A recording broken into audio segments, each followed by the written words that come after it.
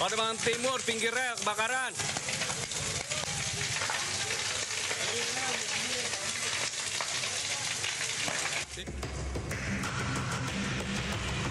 Tujuh lapak barang bekas yang juga dijadikan tempat tinggal di Jalan Pademangan 4 Gang 8 RT 8 RW 2 Kelurahan Pademangan Timur, Jakarta Utara terbakar. Warga berupaya memadamkan api dengan peralatan seadanya. Namun api merambat ke barang-barang mudah terbakar hingga ke bangunan usaha lain. Awalnya tadi saya ada si ibu-ibu teriak-teriak, minta tolong-tolong. Saya keluar tuh api udah gede, Pak. Api udah gede, jadi nggak bisa diatasin. Kita nunggu pemadam. Itu awal api dari bangunan apa, Pak? Jadi itu barang-barang bekas, kardus, kayak botol, kayak apa karet-karet lah, barang-barang bekas. Penyebab kebakaran diduga dari korsleting listrik dari stop kontak di salah satu lapak. 16 unit mobil pemadam kebakaran dengan 85 personel Gulkarmat Jakarta Utara dikerahkan untuk memadamkan api. Asal api informasi dari tumpukan sampah limbah ya, rongsokan. Ini dari sebelah kanan ini yang nomor 2 ya. Karena warga yang melihat sendiri itu melihat percikan kemudian membesar. Tidak ada korban luka maupun jiwa dalam peristiwa ini. Dari Jakarta, Sofyan Firdaus, iNews melaporkan.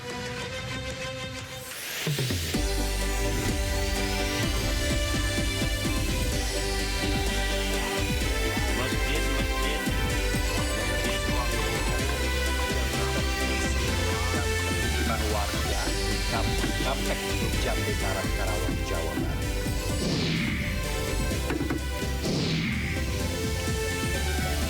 Viral di media sosial kasus dugaan bullying dan pelecehan seksual terhadap anak perempuan YouTuber The Papa Rock TV.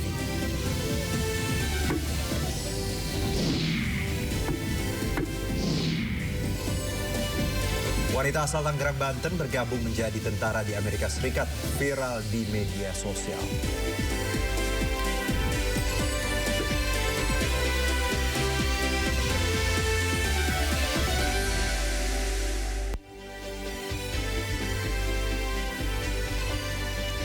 Halo pemirsa, tak hanya bullying, kasus pelecehan seksual juga masih marak terjadi di lingkungan sekolah. Di Tangerang Selatan, belasan siswa laki-laki jadi korban pelecehan seksual yang diduga dilakukan guru SD. Saya Arjuno Syaputra, Anda menyaksikan Sinda Sore. Kita ke informasi yang pertama, pemirsa. Banjir masih merendam permukiman warga di Kampung Kampek, Teluk Jambe Barat, Karawang, Jawa Barat. Banjir juga merendam belasan rumah panggung program Gubernur Jawa Barat Deddy Mulyadi yang dibangun untuk mengatasi banjir di wilayah Karangligar. Masjid, ruang guru. Banjir setinggi lebih dari 3 meter merendam hingga atap pemukiman warga Kampung Kampek, Desa Karangligar, Kecamatan Teluk Jambe Barat, Kabupaten Karawang, Jawa Barat. Sedikitnya 132 rumah terdampak dan 472 warga terpaksa mengungsi ke tempat yang lebih aman. Selain merendam rumah warga, akses jalan lumpuh total dan hanya dapat dilalui menggunakan perahu darurat. Tidak hanya rumah warga, banjir juga merendam belasan rumah panggung program Gubernur Jawa Barat Deddy Mulyadi yang dibangun untuk mengatasi banjir di wilayah Karangligar. Banjir terjadi karena tingginya intensitas hujan yang menyebabkan sungai meluap dan sistem drainase tidak mampu menampung debit air. Warga berharap banjir segera surut serta adanya penanganan serius agar bencana banjir serupa tidak terus terulang setiap tahunnya. Tim Liputan iNews melaporkan. Sementara itu di Kabupaten Pasuruan, Jawa Timur, cuaca ekstrim membuat banjir merendam 2 kecamatan. Ratusan rumah warga di Kecamatan Rejoso dan Kecamatan Winongan terendam banjir hingga hampir setengah meter. Fasilitas umum dan jalan tergenang akibat meluapnya Sungai Rejoso. BPBD Kabupaten Pasuruan menyiagakan anggotanya di lokasi banjir. Posko dan dapur umum didirikan untuk membantu warga terdampak. Petugas BPBD masih mendata seluruh korban banjir agar kebutuhan terpenuhi.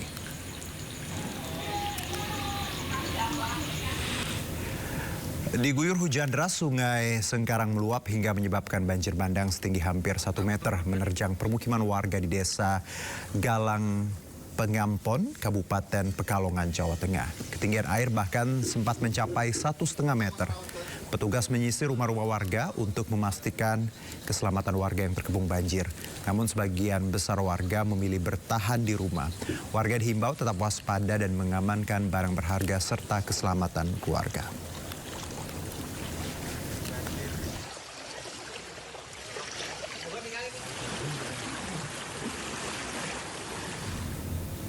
Gubernur DKI Jakarta Pramono Anung berencana menerapkan kebijakan bekerja dari rumah atau work from home serta pembelajaran jarak jauh jika banjir parah kembali melanda Jakarta seperti beberapa hari lalu. Menurut Pramono, pengalaman banjir akhir pekan lalu menjadi evaluasi penting bagi pemerintah Provinsi DKI Jakarta.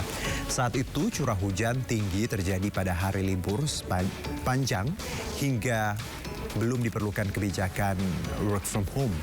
Namun jika kondisi serupa terjadi pada hari kerja, Pemprov DKI akan memberlakukan WFH atau bekerja dari rumah bagi pekerja, serta menerapkan pembelajaran jarak jauh untuk sekolah bagi para murid. Selain menyiapkan kebijakan WFH dan PJJ, Pemprov DKI Jakarta juga melakukan upaya antisipasi banjir seperti melalui operasi modifikasi cuaca dan optimalisasi seluruh pompa air yang menjadi kunci agar genangan cepat surut.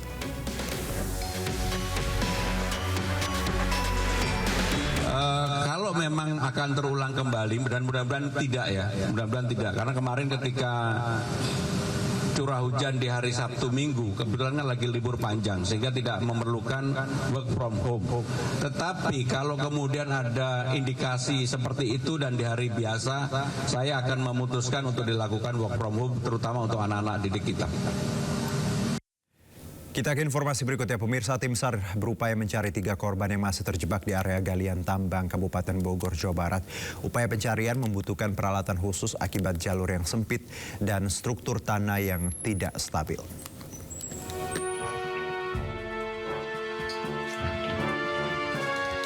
Upaya pencarian 3 korban yang masih berada di dalam area galian tambang terus dilakukan. Hasil pemeriksaan lanjutan menunjukkan bahwa kondisi struktur di dalam area tambang tidak stabil. Beberapa titik mengalami pelapukan dan terdapat kandungan gas beracun di dalamnya. Proses evakuasi membutuhkan peralatan khusus untuk ruang terbatas karena jalur penambangan yang sempit dengan diameter 1 meter. Untuk melaksanakan evakuasi, kami lakukan asesmen terlebih dahulu pada area tambang tersebut. Dan tim yang kami turunkan adalah dari Basarnas Special Group dan juga dari kantor SAR Jakarta. Dan diketahui dari hasil asesmen bahwa area tersebut sudah merupakan area yang sudah tidak layak ya, kondisinya labil. Dan kemudian juga selain kondisinya celahnya sempit, juga terdapat gas yang berkadar ataupun beracun yang... Upaya pencarian akan dilaksanakan oleh tim rescue dari Basarnas dengan dukungan peralatan yang memadai. Pemirsa, jenazah wanita korban pesawat ATR yang ditemukan di kawasan Gunung Bulu Saraung dipastikan merupakan pramugari Florencia. Ini dipastikan melalui pemeriksaan sidik jari, data rekam medis, serta beberapa properti.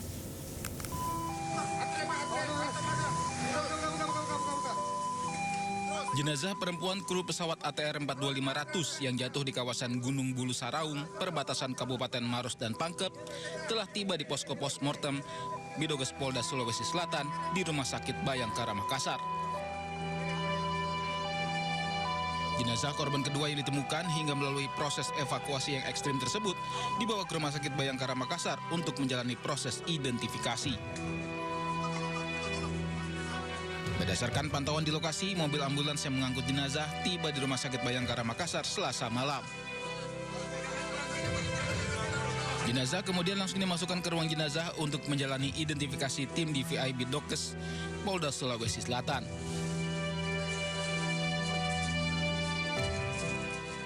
Sekarang masih dilakukan pemeriksaan atau identifikasi.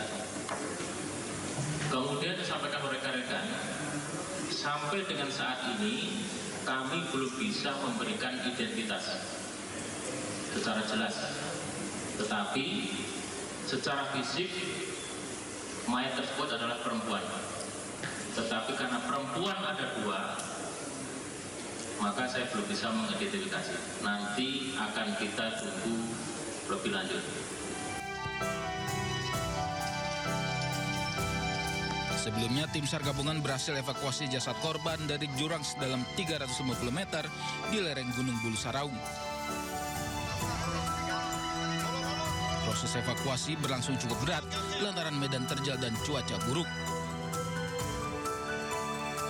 Tim SAR akhirnya berhasil membawa jasad korban ke posko SAR dan selanjutnya diserahkan ke tim DVI untuk proses identifikasi.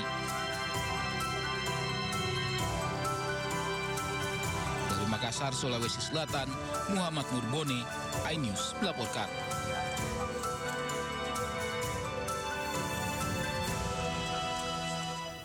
Ya, pemirsa, proses evakuasi korban pesawat ATR 42500 di Kabupaten Pangkep, Sulawesi Selatan berlangsung dramatis dan penuh perjuangan.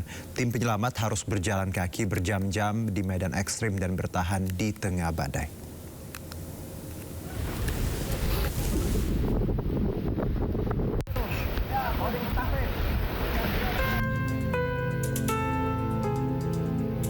Evakuasi korban kecelakaan pesawat ATR 42500 di lereng Gunung Bulu Saraung, Pangkep, Sulawesi Selatan berlangsung dramatis. Seperti saat mengevakuasi korban pertama berjenis kelamin laki-laki di kedalaman 200 meter dari puncak gunung. Korban dalam kondisi tersangkut di pohon, tepat di bibir tebing dengan kemiringan sekitar 30 derajat.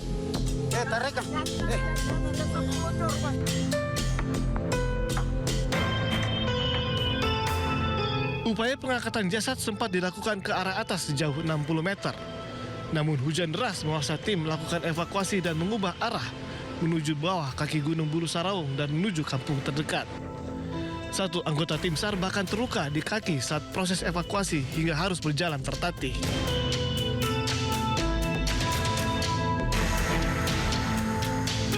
Selama kurang lebih 20 jam, tim SAR bertahan bersama jasad di medan yang labil. Setelah sehari berjalan, jasad akhirnya tiba di Kampung Lampeso, Desa Rompega di Kecamatan Cenderana, Kabupaten Maros. Agak sulit, curam terus naik turun bukit. Ada satu anggota ini, Bang, luka ya, Bang? Iya, luka itu akibat kemarin kita evakuasi korban itu sampai jalurnya yang ekstrim, sehingga teman-temannya ada yang cedera.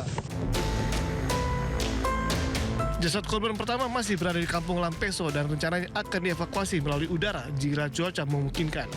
Sementara jasad korban kedua sudah dievakuasi ke Rumah Sakit Bayangkara di Kota Makassar. Dari Maros, Sulawesi Selatan, Wahyu Ruslan, iNews melaporkan.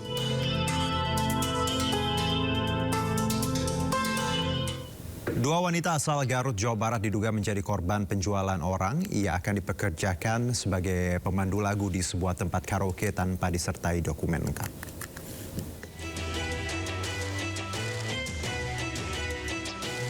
Anggota Polsek Cibatu, Garut, Jawa Barat mendatangi lokasi penampungan para pencari kerja usai menerima laporan dugaan tindak pidana perdagangan orang.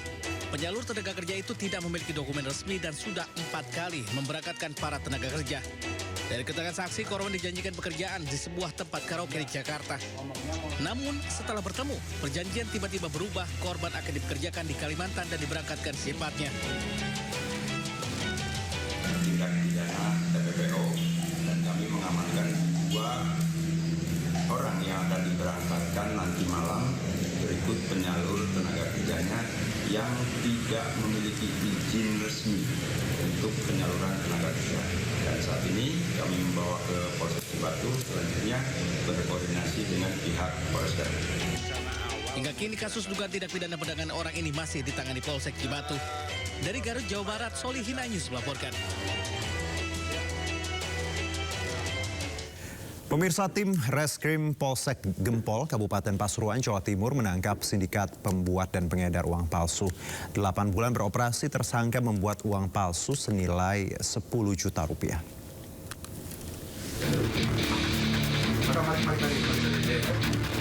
Pria ini tak berkutik saat kediamannya di Subang, Jawa Barat digerebek tim reskrim Polsek Gempol. Pria bernama Lili Saiful Haris diketahui sebagai otak sekaligus produsen utama dari sindikat pembuat dan pengedar uang palsu. Polisi menemukan sejumlah barang bukti, di antaranya uang palsu dan laptop. Praktik peredaran uang palsu atau upal oleh 4 orang ini berawal dari sebuah transaksi di warung di Desa Winong, Kecamatan Gempol, Pasuruan. Pelaku Wahyu Hidayat membelanjakan upal di warung itu. Berkat ketelitian pemilik warung, Wahyu diamankan warga karena transaksi dengan uang palsu. Aksi sindikat pembuat dan pengedar uang palsu lintas provinsi ini terbongkar. 8 bulan beroperasi, tersangka membuat uang palsu senilai 10 juta rupiah. Media sosial dan aplikasi pesan singkat digunakan untuk transaksi pemesanan uang palsu. Pemasaran kita ini lintas pulau ya, sampai dengan Sumatera. Nah, nanti Pak Kapolsek mungkin akan koneksi dengan anggota Polri yang ada di Lampung dan Palembang. Jadi ini antar. Dari 4 tersangka, polisi mengamankan uang palsu pecahan 100.000 dan 50.000 rupiah senilai 10 juta rupiah dan sejumlah barang bukti lainnya. Keempat tersangka dijerat pasal 36 ayat 1 Undang-Undang Nomor 7 Tahun 2011 dan pasal 37 dengan ancaman 10 tahun penjara. Dari Pasuruan, Jawa Timur, Jaka Samudra melaporkan. Sebuah laboratorium gelap pembuatan narkotika digerebek tim Direktorat Reserse Narkoba Polda Metro Jaya di kawasan Jagakarsa, Jakarta Selatan. Seorang tersangka diamankan bersama barang bukti, bahan baku tembakau sintetis dan peralatan produksi.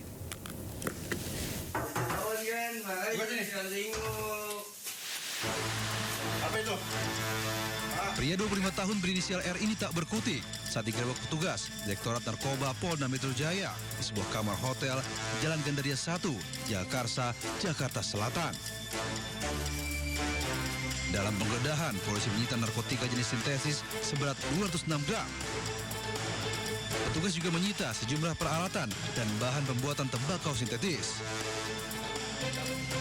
Pengungkapan ini berawal dari informasi masyarakat terkait aktivitas pembuatan narkotika di sebuah hotel di kawasan Jagakarsa, Jakarta Selatan. Dari hasil pemeriksaan, barang bukti dan bahan baku yang disita petugas dapat menghasilkan 2 kg tembakau sintetis siap edar yang ditaksir senilai 2 miliar rupiah. Jika disemprotkan 500 ml tersebut akan menjadi tembakau sintetis 2000 gram siap edar. Jika dirupiahkan sekitar 2 miliar. Kini polisi masih mengembangkan kasus ini termasuk menelusuri pihak-pihak lain yang terlibat. Dari Jakarta, Rizky Falupi melaporkan. Pemirsa, Polda Metro Jaya berhasil membongkar pabrik rumahan yang memproduksi senjata api rakitan di Cipaci, Sumedang, Jawa Barat. 5 orang ditangkap dan puluhan senjata api rakitan disita. Bisa perkenalkan? Reserse Mobile Direktorat Reserse Kriminal Umum Polda Metro Jaya mengungkap kasus tindak pidana penyalahgunaan senjata api, senjata tajam dan bahan peledak. Barang bukti yang diperlihatkan senjata api revolver hingga senjata api laras panjang. Selain senjata, polisi juga menyita ratusan butir peluru. 5 orang ditetapkan sebagai tersangka, 3 diantaranya sebagai perakit penjual senjata api dan amunisi, kemudian 2 lainnya yang berperan sebagai penjual senjata api dan amunisi. Modus operandi yang dilakukan oleh para pelaku adalah dengan cara menjual di platform e-commerce. Para pelaku penjualan senjata api maupun para pelaku yang membuat senjata apinya itu sendiri. Jadi kami sudah melakukan penegakan hukum terhadap penjual dan pembuatnya. Modus operandi yang dilakukan oleh para pelaku adalah dengan cara menjual di platform e-commerce, Facebook, WhatsApp, Tokopedia, dan TikTok. mereka melakukan penawaran penjualan senjata api kepada umum secara ilegal. Kita ke informasi berikutnya. Pemirsa, Roy Suryo CS hari ini mendatangi Komnas HAM untuk mengadukan dugaan pelanggaran HAM dalam penanganan kasus ijazah Jokowi. 3 tersangka dalam kasus tudingan ijazah palsu Jokowi, yakni Roy Suryo, Rismon Sianipar, dan Dr. Tifa bersama kuasa hukum mereka, Refli Harun, mengadukan prosedur hukum yang dinilai bermasalah. Mereka menilai kasus ijazah Jokowi tidak layak untuk ditindaklanjuti dalam tahap apapun. Selain itu, Roy Suryo CS juga mengadukan substansi pasal-pasal yang dinilai tidak layak untuk dikenakan dalam kasus ini.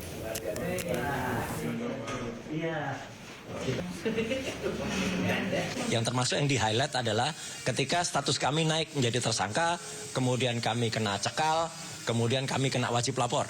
Itu adalah pelanggaran hak asasi manusia yang luar biasa berat. Ya, dan kami tadi menyampaikan bahwa ini buktinya, kalau kami itu ketika melakukan penelitian, itu adalah resmi diminta oleh TPUA waktu itu, selaku saksi. Ya, selaku ahli. Dan saksi atau ahli itu berdasarkan Undang-Undang Perlindungan Saksi dan Korban itu memang tidak boleh ditersangkakan gitu, apalagi dilakukan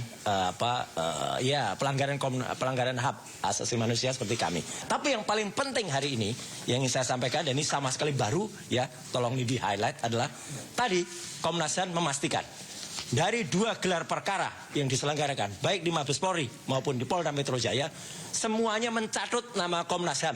Sekali lagi saya ulangi, semuanya mencatut nama Komnas HAM. Komnas HAM tidak menyatakan atau tidak hadir, bahkan tidak setuju dengan keputusan itu.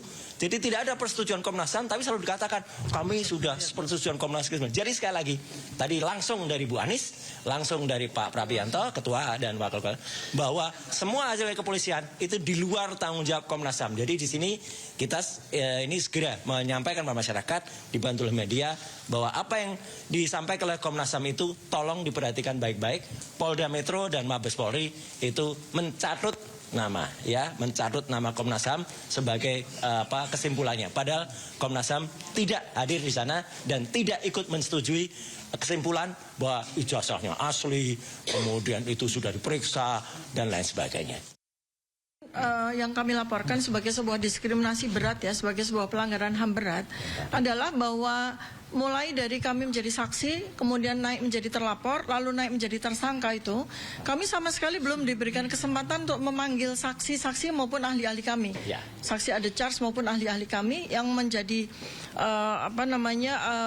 justifikasi bahwa kami memang betul-betul peneliti yang merupakan ekspertis ya di dalam bidang yang kami gunakan untuk melakukan penelitian terhadap ijazah. Ya, Roy Suryo, Rismon Siholan Sianipar, dan Dr. Tifa menghadirkan sejumlah saksi dan ahli yang meringankan terkait laporan kasus dugaan ijazah palsu Presiden ke-7 Joko Widodo.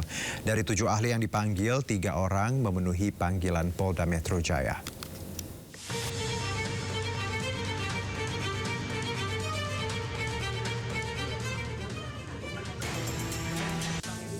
Tim kuasa hukum Roy Suryo CS mulai mengajukan saksi dan ahli meringankan dalam kasus ijazah palsu Presiden ke-7 Joko Widodo.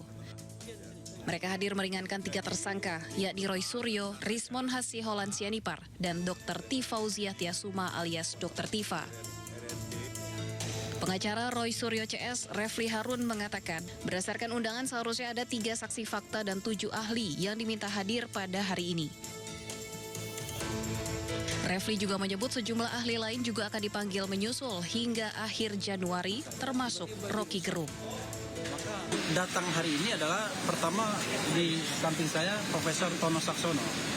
Beliau ahli pengukuran geodesi dan nanti akan menjelaskan bahwa apa yang dikerjakan oleh terutama Rismon Sianipar dan Roy Suryo itu adalah sesuatu yang proven, terbukti setelah beliau melakukan hal yang sama berdasarkan keahlian yang beliau miliki.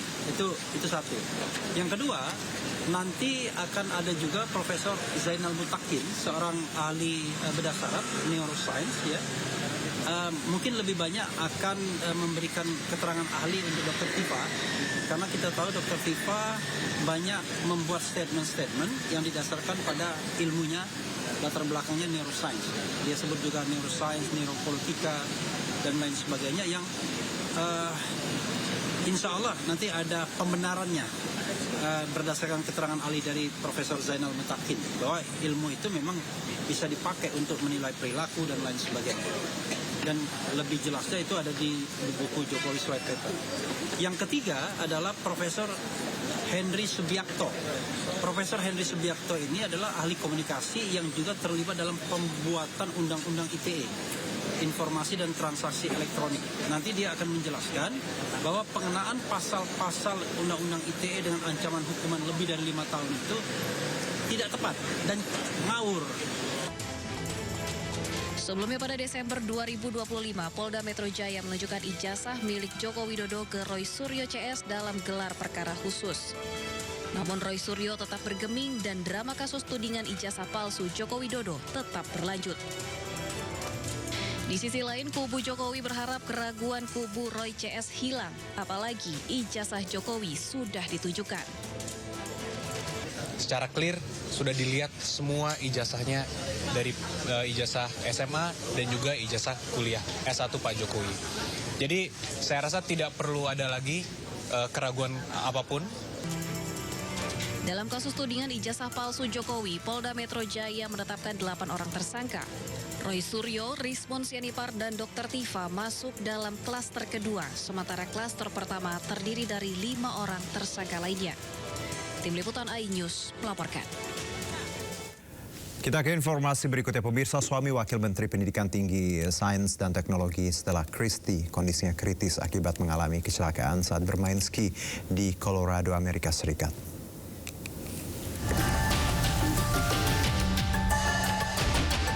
Melalui Instagram pribadinya, Wakil Menteri Pendidikan Tinggi Sains dan Teknologi atau Wamen Dikti Saintek Stella Christie mengunggah foto suaminya yang tengah terbaring di Rumah Sakit St. Mary, Grand Junction, Colorado, Amerika Serikat.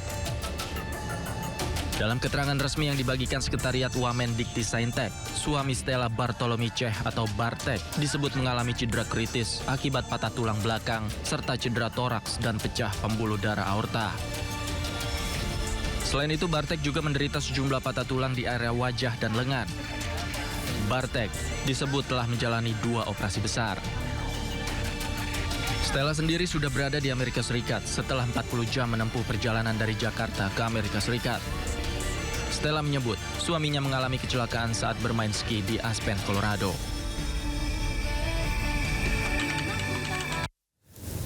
Pemirsa, Presiden Prabowo Subianto melakukan pertemuan dengan Perdana Menteri Inggris Keir Starmer.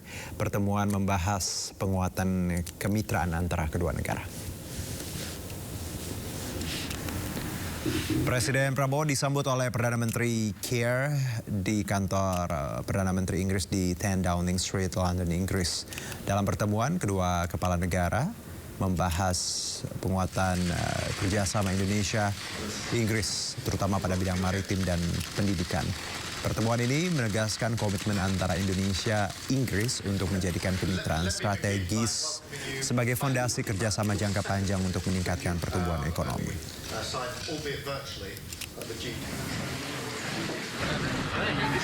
Kejadian menarik dalam pertemuan Perdana Menteri Inggris dan Presiden Prabowo di London. Larry, kucing ikonik kantor Kabinet Inggris, sempat terlihat melintas di area pertemuan.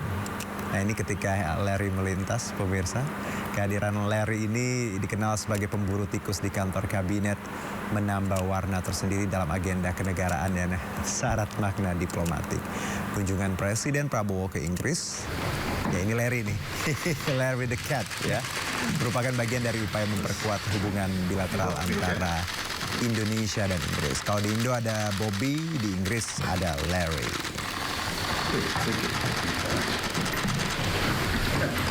Let me begin by welcoming you back to Downing Street. It's real agreed that we would try to aim for a strategic partnership. Pemirsa, Shiva, wanita asal Tangerang, Banten, viral di media sosial karena bergabung menjadi tentara di Amerika Serikat. Dalam video di media sosial, Shiva diantar keluarganya di bandara untuk berangkat ke Amerika.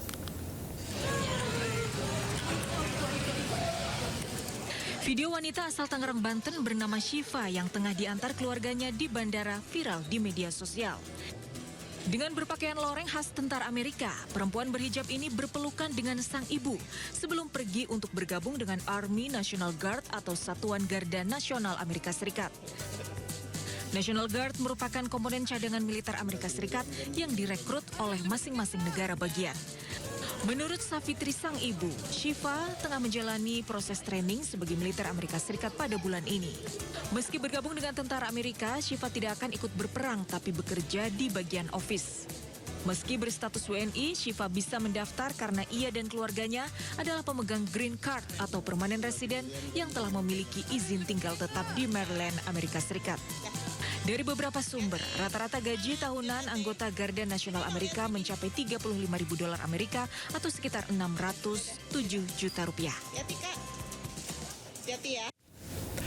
KPK tetapkan Bupati Pati Sudewo tersangka kasus jual beli jabatan. Informasi lengkapnya usai jeda berikut.